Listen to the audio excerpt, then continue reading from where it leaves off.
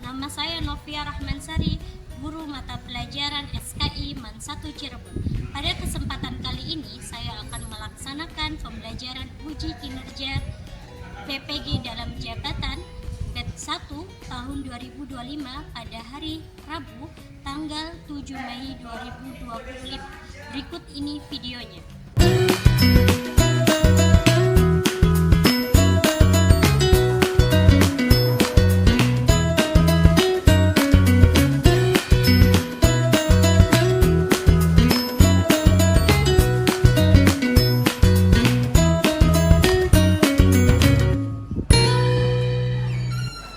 Assalamualaikum. Waalaikumsalam.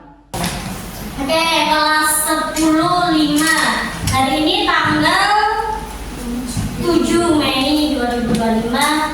Ketemu lagi dengan saya, belajar SKI kembali. Oke, sebelum belajar silahkan dirapikan bangkunya, yang guru silahkan diluruskan.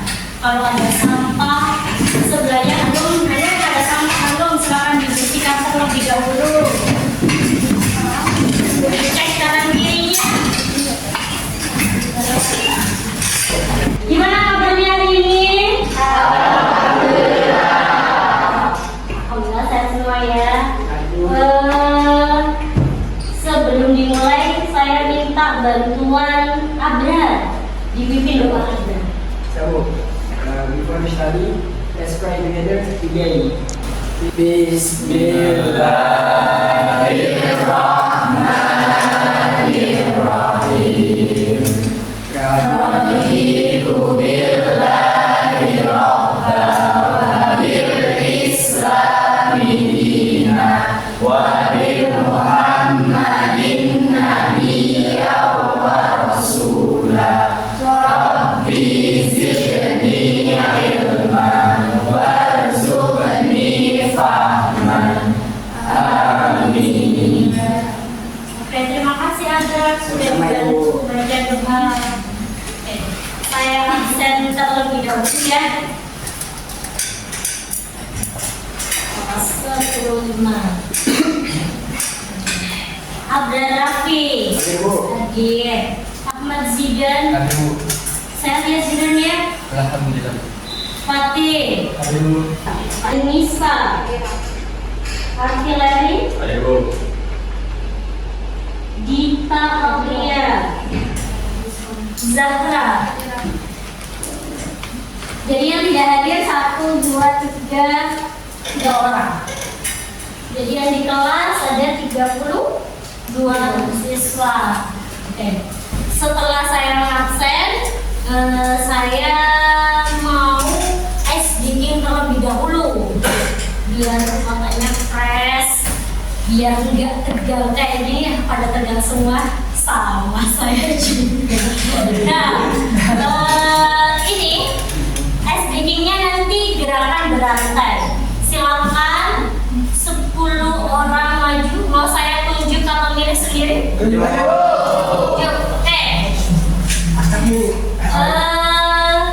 nanti satu orang meneruskan gerakan ke yang lainnya dan yang terakhir menirukan semuanya. 10 orang ya. Gila, Giza, Akbar, Laili, Maya. Mana Maya? Oke, silakan maju yang sudah saya tunjuk. Yang siapa ini? Yang mau mulai siapa? Oke, yang mau mulai Maya. Yang mau mulai Maya, silakan Maya. Satu gerakan yang akan kamu salurkan ke teman-temannya apa? Ini Bu. Ya.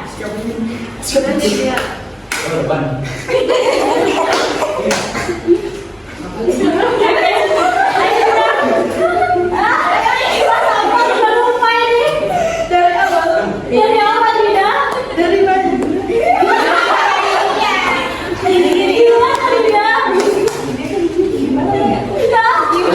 Oke, gampang. Riva. Wah,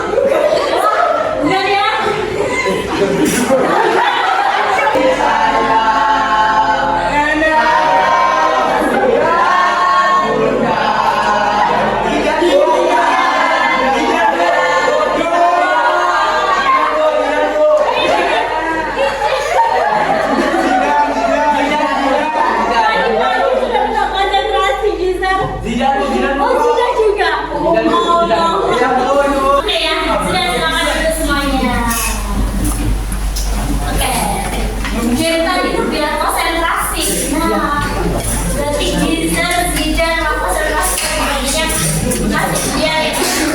Sudah senang-senang, sudah happy, sudah speaking. Masuk ke materi lagi. Sebelum masuk ke materi sebelumnya adalah tentang minggu kemarin tentang sejarah berdiri atau lahirnya Daulah Abbasiyah. Ada yang masih ya? Masih. Yang kamu tahu dari sejarah lahirnya Daulah Abbasiyah gimana? Jadi lahir Daulah Abbasiyah itu perencanaannya itu sudah ada sejak zaman pemerintahan Daulah Umayyah. Salah satu tokoh gerakan pertama yaitu Ali bin Abdullah. Pada masa Ali bin Abdullah dibentuk organisasi ini. Jadi yang memulai organisasi adalah Ali bin Abdullah. Ali bin Abdullah. Apakah Ali bin Abdullah yang mendirikan? Ada yang mau menjawab? Siapa? Iya, pada peserta yang sama akan anak. Dia namanya Abu Muslim Al-Khorasani. Nah, Abu Muslim Al-Khorasani siapa? Ali. Abu Muslim Al-Khorasani kamu tahu siapa?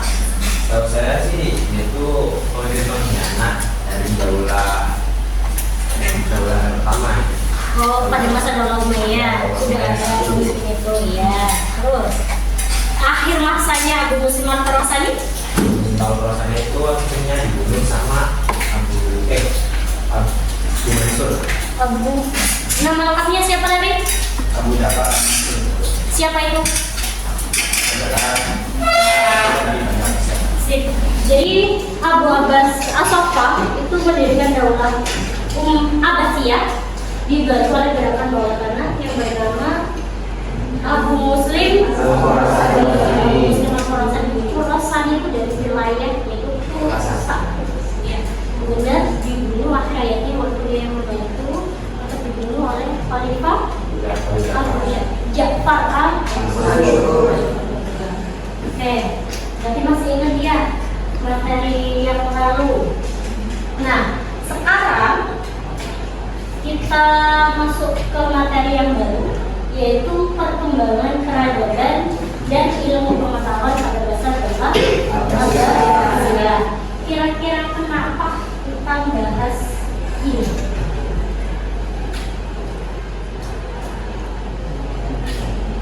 Ada beberapa tujuan pembelajaran yang akan dicapai pada materi kali ini. Yang ketiga, menganalisis perkembangan ilmu pengetahuan itu sendiri, baik agama maupun ilmu pengetahuan yang umum. Yang kelima, kita mengidentifikasi tokoh-tokoh ilmuwan muslim dari Daulah Abbasiyah yang berkontribusi dalam membangun peradaban Islam. Biar apa? Biar menjadi inspirasi bagi kalian dalam mengamalkan sikap berpikir kritis, kreatif, sama inovatif. Semoga tujuan pembelajaran hari ini tercapai semua dan kalian dapat mengambil ibrah atau pembelajaran untuk masa yang akan datang. Oke, setelah kita tahu tujuan pembelajaran dan kriteria tercapaian tujuan pembelajaran, saya mau cek seberapa kalian tahu materi ini. Dengan cara apa? Di meja kalian sudah ada barcode. Nah, di atas meja kalian sudah ada barcode. Silakan di scan barcode-nya dan mulai dikerjakan. Oke, silakan.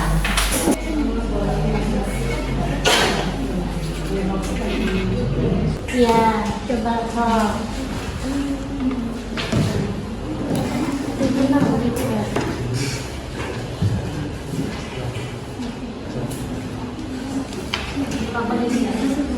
Sama-sama. Dikerjakan sebisanya.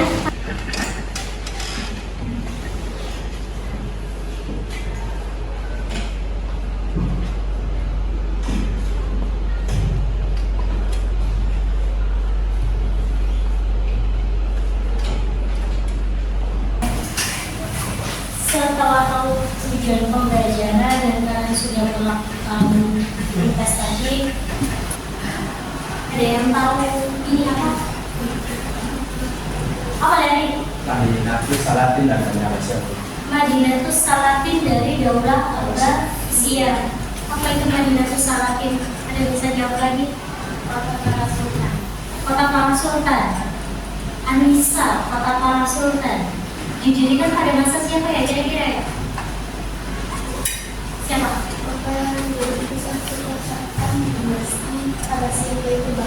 Baghdad, iya. Didirikan pada masa siapa, Ali? Didirikan pada masa Abu Ja'far al-Mansur. Abu Ja'far al-Mansur, khalifah yang kedua. Oke, jadi ini kota pusat dari Abbasiyah yang berada di Baghdad. Kota ini didirikan oleh Abu Ja'far al-Mansur, atau kalian lebih mengenalnya biasanya al-Mansur, dan dia tidak menggunakan Ja'far. Didirikan pada al-Mansur, Abu Ja'far al-Mansur, khalifah kedua.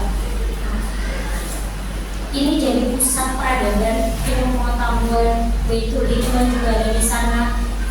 Tempat berkumpulnya ilmuwan Mesir itu di sana. Padahal sebelumnya ibu kota Daulah Abbasiyah itu bukan ada di Baghdad, tapi di Anbar. Siapa yang meletakkan Daulah Abbasiyah di Anbar? Abu Abbas As-Saffah, atau pendiri dan khalifah pertama dari Daulah Abbasiyah. Nah, tadi sudah dijawab. Awal mula gerakan ini adalah pada masa Ali bin Abi Thalib, tapi yang mendirikan Abu Abbas As-Saffah dibantu oleh Abu Muslim Al-Khurasani. Nah, kira-kira kenapa Ali bin Abdullah membuat gerakan itu? Latar belakangnya kan salah satunya adalah menasabkan dirinya sebagai paman Nabi. Ada yang bisa menuliskan? Oke, silakan dijawab.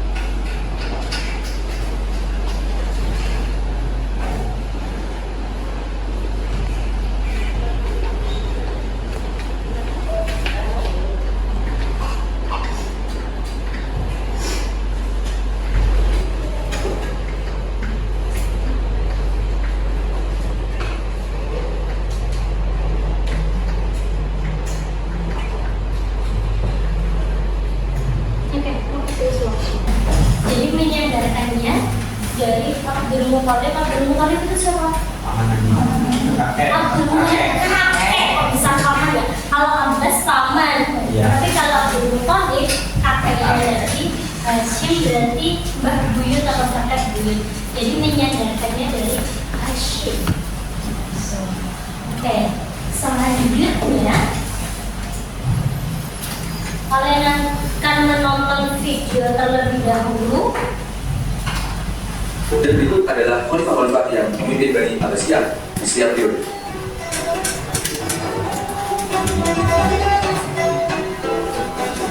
Bani Abbasiyah mencapai puncak jaya saat dipimpin oleh 5 khalifah. Yang pertama adalah Abu Abbas As-Saffah. Abu Abbas As-Saffah berubah setelah Turmus menjadi Bandar Abbas, dan Bandar Abbas merupakan kota yang terletak di sebelah selatan Iran, yang kini penduduknya berjumlah 352 kilo dan merupakan pelabuhan maritim di Iran. Yang kedua, Abu Ja'far al-Mansur. Dirinya memiliki pemikiran bahwa dinamakan di Sultan Allah Fil-Ard, yang berarti bahwa sesungguhnya saya adalah kekuasaan Tuhan di bumi, sehingga dirinya bebas membuat seperti apa wilayah kekuasaan. Abu Ja'far al-Mansur bergeser pusat pemerintahan dari Damaskus, Suriah ke Baghdad, Irak, dan membangun istana dengan nama Madinah Sadat. Al-Mansur memiliki lokasi di tepi barat Sungai Tigris, tidak jauh dari Kanal Barat, salinan saluran air yang menghubungkan Tigris ke Sungai Euphrates, sungai sepanjang 870 km yang memanjang dari Anatolia Turki ke Teluk Persia, melewati 3 negara yaitu Turki, Suriah, dan Irak. Karena kanal itu cukup dalam untuk mengakomodasi lalu lintas komersial, Al-Mansur meramalkan bahwa ibu kota barunya akan diposisikan dengan sempurna untuk mengeksploitasi Tigris dan Euphrates. Sangat maju pada masa Daulah Abbasiyah. Coba kalian bayangkan, seandainya Daulah Abbasiyah tidak pernah ada di dunia ini, kira-kira gimana kondisi saat ini akan berdampak atau tidak? Berdampak ya. tidak ada daulah Abbasiyah bila Ilmu pengetahuan akan berkembang lebih lambat. kenapa kok ilmu pengetahuan berkembang lebih lambat Pak? Karena peradaban Abbasiyah yaitu Bait al-Hikmah di Baghdad menjadi pusat penerjemahan dan pengembangan ilmu dari Yunani, Persia, India, maupun Jadi orang-orang yang lama itu mengambil ilmu dari situ hikmah atau bait al-hikmah yang gunanya daulah Abbasiyah. Kemudian kalau pandangannya Zahra Elia gimana Zahra? Gimana? Kenapa?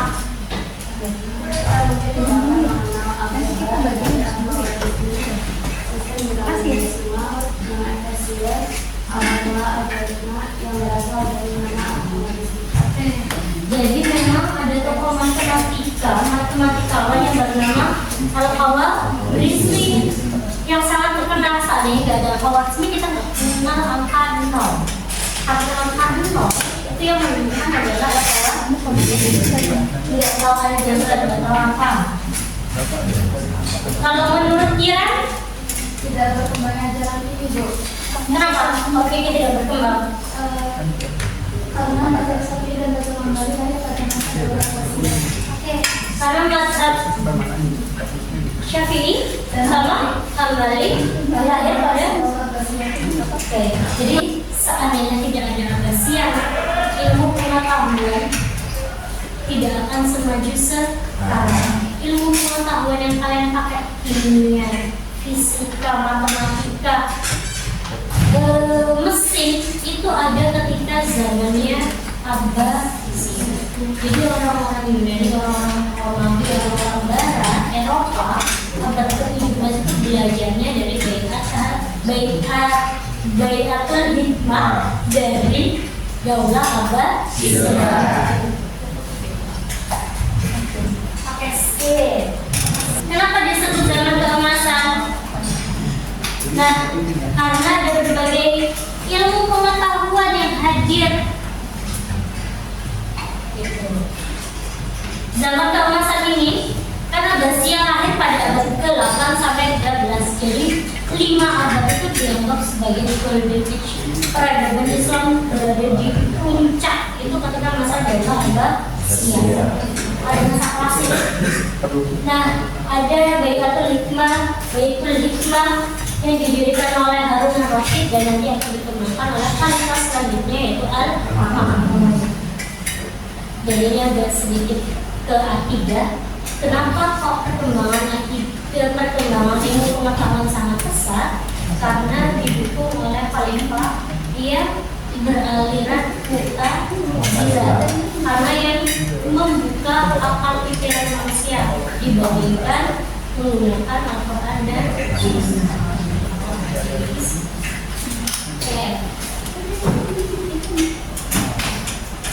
Kemudian ada kemajuan dalam berbagai bidang ilmu. Ada matematika, astronomi yang paling terkenal dan yang sangat terkenal adalah Khwarizmi. Kemudian kedokteran ada Razi, ada Ibn Sina, filsafat dan sains.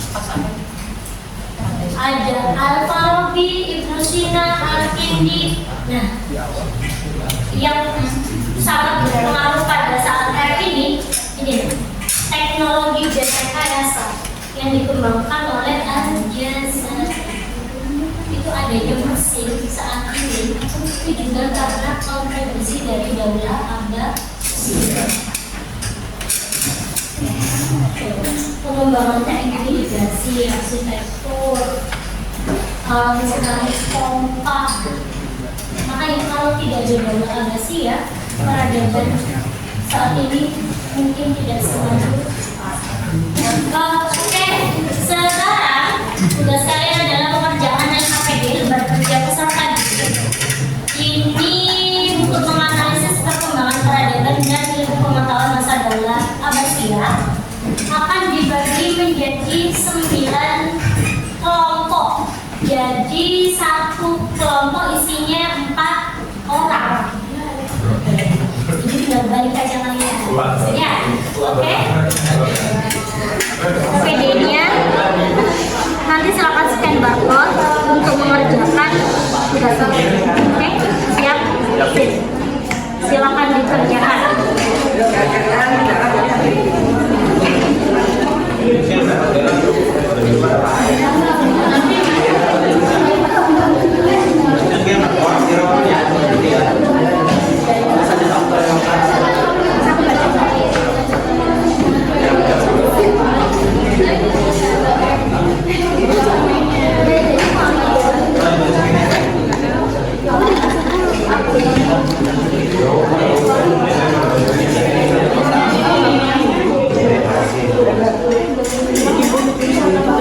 Iya, sok lanjutin. Tulisannya senang guys.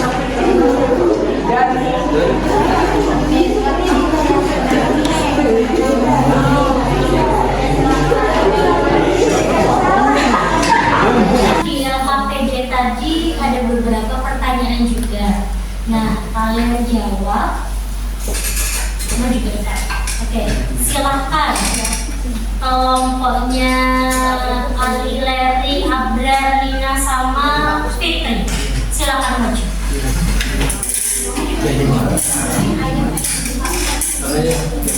Oke, dimulai. Silakan. Assalamualaikum warahmatullahi wabarakatuh.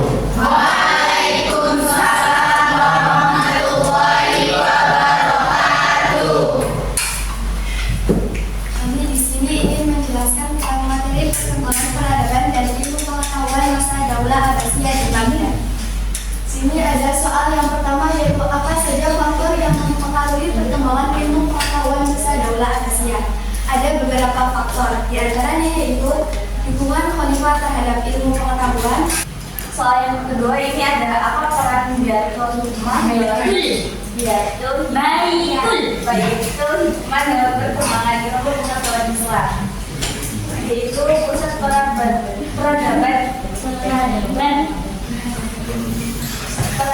ilmu pengetahuan. Dijelaskan.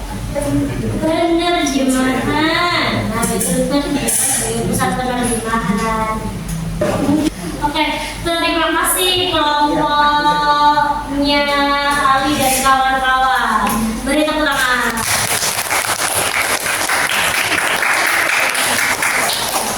Boleh?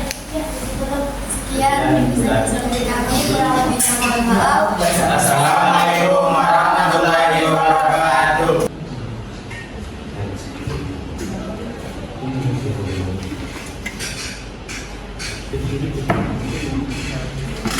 Mau ditampilkan di sini kan? Tapi kalau jauh apa bisa?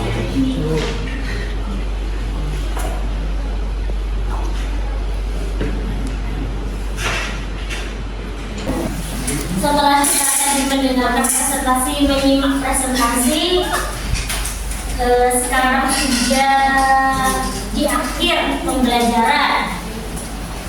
Kesimpulan belajar hari ini tentang peradaban dan ilmu pengetahuan masa Daulah Abbasiyah ternyata sangat berpengaruh terhadap ilmu saat ini.